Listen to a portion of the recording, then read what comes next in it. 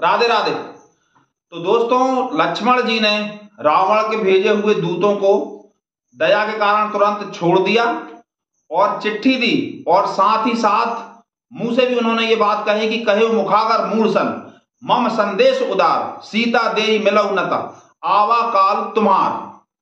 मतलब कि मुंह से भी ये बात कह देना कि यदि तुमने माता सीता को लौटा के भगवान श्री रामचंद्र जी की शरण ग्रहण नहीं की तो तुम्हारा काल आ गया है। इस बात को कह के उन्होंने दूतों को छोड़ दिया। अब आगे क्या होता है, दूत कब पहुंचते हैं, कैसे पहुंचते हैं और फिर रावण से उनकी क्या बातचीत होती है, तो हम पहले चौपाइयां सुनते हैं, उसके बाद इनके अर्थ पर प्रकाश डालेंगे।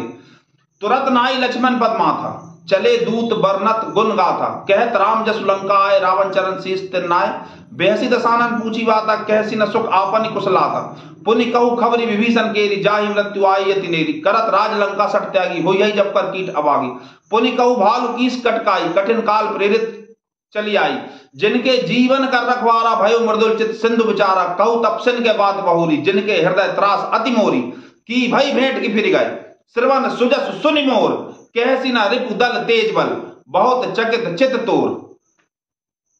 जैसे ही लक्ष्मण जी ने छोड़ा तुरंत नाई लक्ष्मण पद माथा। अब उनको ये तो जान में जान आ गई, उनकी तो जान बची सो लाखों पाए। उन्होंने तुरंत लक्ष्मण जी को प्रणाम किया, तुरंत नाई लक्ष्मण पद माथा चले दूत वर्णत गुण गाथा, और भगवान रामचंद्र जी का गुण गाते हुए वो लंका की तरफ चले।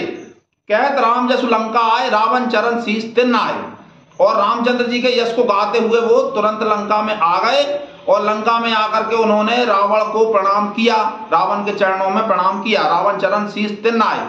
अब रावण क्या कहता है, बेहसी दसानन पूछी बाता कैसी न सुख आपन कुशलाता। दूत का नाम क्या है, सुख। बेहसी दसानन हंस के रावण ने कहा बेहसी दसानन पूछी बाता कैसी न सुख आपन कुशलाता, अपनी कुशल बता।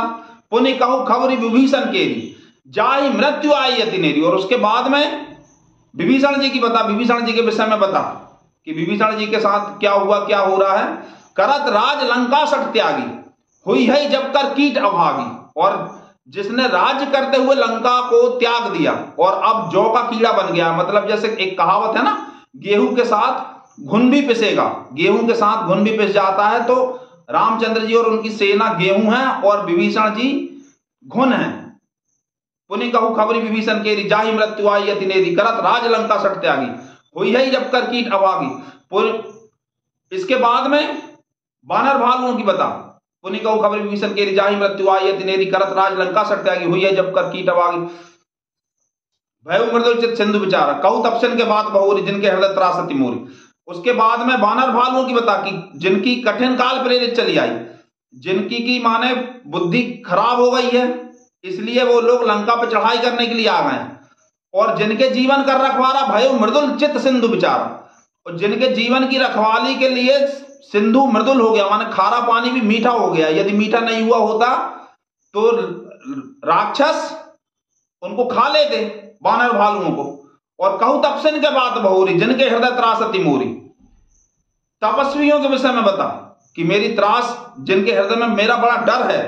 कि भाई भेंट की फिर गए श्रवण सुजस सुनि मोर, और भेंट हुई भी तुम्हारी रामचंद्र जी लक्ष्मण जी से कि वो मेरा यश सुन के ही वापस चलेगा। कि भाई भेंट की फिर गए श्रवण सुजस सुनि मोर कैसी ना रिपु दल तेज बल बहुत चकित चित्तोर। और शत्रुओं के दल का वर्णन कर, तेरा चित्त तो मैं बड़ा चकित सा देखता हूं।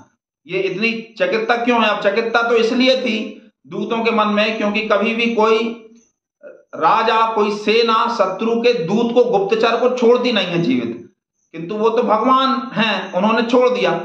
अब ये चौपाइयां तो हो गई, आपने इनका अर्थ भी समझ लिया।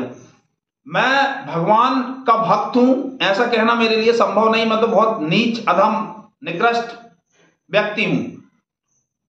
किंतु यह तय है कि मैं रावण का भी भक्त नहीं हूं।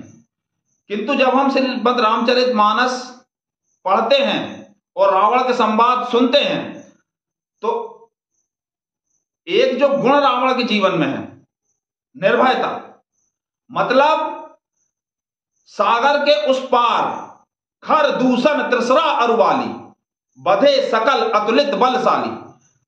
खर, दूषण, त्रिसरा और बाली जैसे योद्धाओं को मारने वाले रघुकुल तिलक, रघुकुल शिरोमणि प्रभु श्री रामचंद्र जी स्वयं विराजमान है, और यहां इनकी बातें सुनो।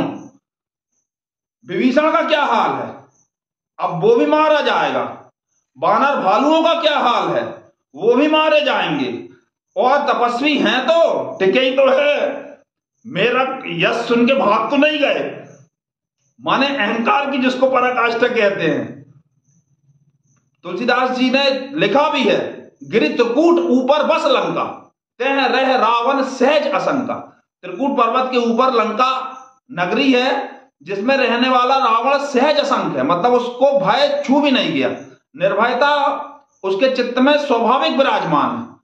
इस तरह से ये बात होती है। अब आगे दूत इन सब बातों का क्या उत्तर देंगे गवारी वाली, और उनका उत्तर सुन के रावण उनको क्या उत्तर देगा, ये सब आप अगले एपिसोड में देखेंगे। कृपया चैनल सब्सक्राइब अवश्य करें और अपने 5 इष्ट मित्रों से भी चैनल सब्सक्राइब अवश्य करवाएं।